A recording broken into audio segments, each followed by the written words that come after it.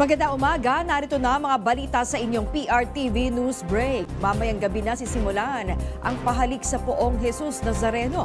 Alamin natin ang iba pang paghahanda mula kay Mari Ocampo. Mari.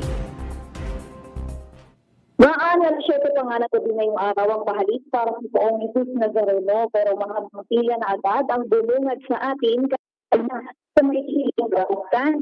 Maraming mga deboto mula bata hanggang matatanda ang sumida kasama ang kanilang mga pamilya simula pa nga kagabi. Ang iba nga, alam 8 pa ng gabi, nakapwesto na at umaasa nga sa mga oras na to, tapos na sana sila sa pahalik. Dahil nakagawian nga raw na madaling araw o alas 5 pa lang na madaling araw, nagsisimula na ipahalik.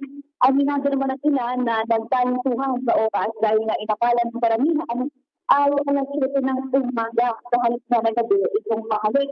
Agad naman humarapang ilang miyembro ng Los del Nazareno sa mga deboto na sinalubog ng pakiusap na kung pwede nga sana ay paabahin sana ang simula ng pahalik.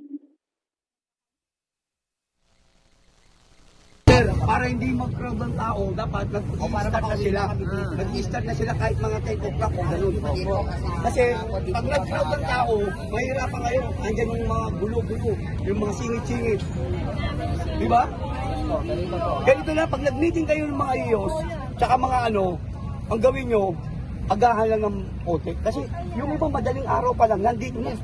Alas 2 pa lang, alas 3. Pero kawawa rin naman kami kahit pa paano dapat agahan lang ng kote. Huwag nyo naman po paggabihin.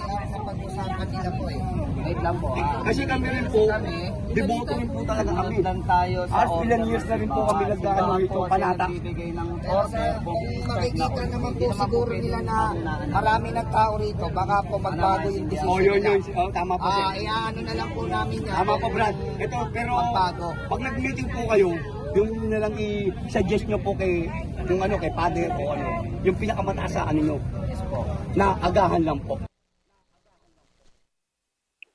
Sa kabilangan yan, wala naman daw magagawa ang ilang deboto kundi maghintay sa pila kung itutuloy pa rin sa alas 7 na kanilang pahalik.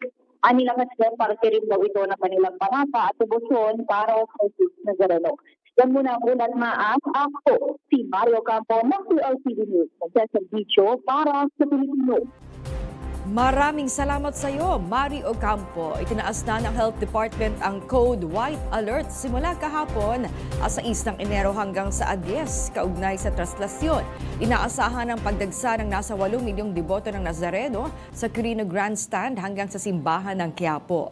Mahigit 200 emergency personnel ang nakahandang i-deploy para magbantay at rumisponde sa 20 DOH Health Emergency Response Stations sa mismong araw ng traslasyon. Pasintabi po at sensitibong balita ang aming ihahatid. Patay ang 7 taong gulang na Shih Tzu o yung isang uri ng maliit na aso matapos paghampasin ng pala sa barangay Cari Mayor, Liganes, Iloilo. Humihiling na ang iba't ibang animal welfare groups na kasuhan ng sospek sa pagpatay sa aso na may pangalang Toto.